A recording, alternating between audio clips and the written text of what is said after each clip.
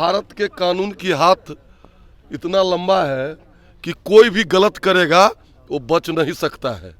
और उन्होंने रेल मंत्री रहते नौकरियां देने के बदले जमीन लिखवा ली लोगों से, और वह स्वतः में प्रमाण है, इसलिए उन पर कार्रवाई हो रही है। मुंह से मोटई है तो लोढ़ा हुई है। कांग्रेस कुछ भी कर ले, अभी तो कलंक कुमार को लेके घूम रहे हैं, जिन्होंने इस देश को टुकड़े टुकड़े करने के समर्थन में हामी भरी थी। तो कांग्रेस की मन स्थिति आप समझ सकते हैं। मरे हुए कांग्रेस संगठन में जान फूके, लेकिन ऐसा होगा नहीं। जो मरा मुर्दा है उसको कितनों भी आप ऑक्सीजन वेंटिलेटर पर ले जाइएगा, कुछ नहीं होगा।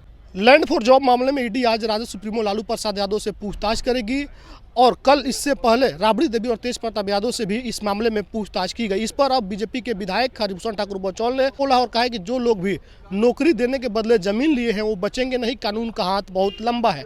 इसके अलावा बिहार ने अपने पुराने प्रदेश अध्यक्ष को बदल दिया है और राजेश राम को प्रदेश अध्यक्ष बनाया है। इस पर हरिभूषण ठाकुर बचौल ने कहा कि कांग्रेस पूरी तरीके से बिहार में मर चुकी है, उसको कितना भी ऑक्सीजन दे दिया जाए वो जिंदा होने वाली पार्टी नहीं है। राजद के बैसाखी पर कांग्रेस हमेशा से रही है और आगे भी यही होने वाला है। मुंह चाहे कितना भी मोटा जाएगा वो लोढ़ा ही होगा, हाथी नहीं होगा। देखिए क्या कुछ कह रहे हैं हरिभूषण ठाकुर बचौल।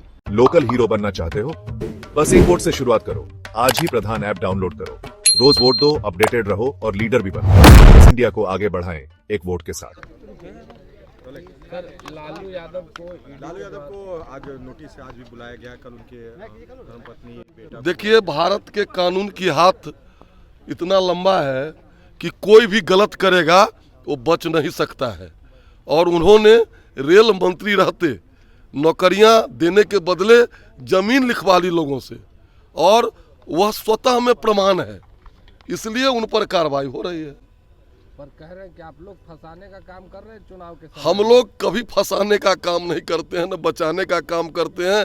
लालू जी पहली बार जेल गए थे 96 में, हम लोगों की सरकार नहीं थी। लालू जी को सजा हुआ था, हम लोगों की सरकार नहीं थी।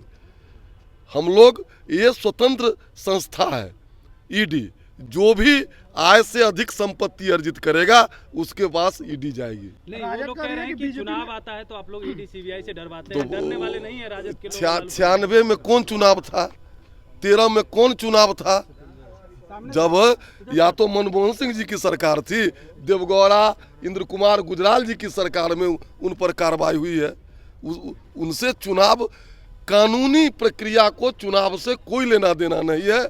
यहाँ की न्यायिक व्यवस्था स्वतंत्र है, वो अपना काम करती है। अच्छा, कांग्रेस प्रदेश अध्यक्ष बदल दिए गए हैं, अखिलेश सिंह को टेन्योर खत्म होने से पहले चेंज कर दिया गया है। देखिए, हम लोगों के मित्र हैं विधायक राजेश जी, उनको अनंत शुभकामना, लेकिन पूंजी है नहीं और खजांची उनको बना दिया गया है। कांग्रेस के पास कोई पूंजी नहीं है और उनको खजांची बना दिया गया है। इसीलिए गांव घर में कहावत है कि मुंह से मोटई है तो लोढ़ा हुई है। कांग्रेस कुछ भी कर ले, अभी तो कलंक कुमार को लेके घूम रहे हैं, जिन्होंने इस देश को टुकड़े टुकड़े करने के समर्थन में हामी भरी थी। तो कांग्रेस की मन स्थिति आप समझ सकते हैं। चुनौती में दलित वोटरों को लुभाने में लगे हैं, दलित वोटर जुटा रहे हैं अपने तरफ। देखिए, खंड खंड में सोचना उन लोगों की प्रवृत्ति है।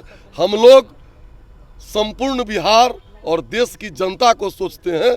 वो समीकरण बनाते रहे, समीकरण का जमाना चला गया, अब समाज का जमाना आया है। दलित को बनाया गया है प्रदेश अध्यक्ष, लेकिन अब अखिलेश के बेटे वो विरोध करे नाथ मनोज पे चाहता है, पहले विवेक मर जाता है, इस तरह की बात करते। देखिए ना, आगे आगे क्या क्या होता है। पहले मैंने कहा है कि कांग्रेस के पास कोई राजनीतिक पूंजी नहीं है, खजांची बदलने से कुछ नहीं होगा। सर, आपने कहा कि पूंजी नहीं है, आपके मित्र हैं राजेश जी। मैं शुभकामना देता हूं कि वो मरे हुए कांग्रेस संगठन में जान फूके, लेकिन ऐसा होगा नहीं।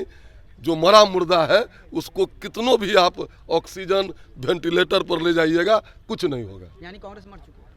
कांग्रेस बिहार में मर नहीं चुकी है, बैसाखी पर चलती है और राजनीतिक रूप से चाहती है सबल बनना, लेकिन वो दिव्यांग की दिव्यांग ही रह जाती है। लेकिन अब चर्चा है कि राजद का पिछलग्गू बन के कांग्रेस नहीं रह जाएगी। अब ये तो उनका मामला है, वो समझे।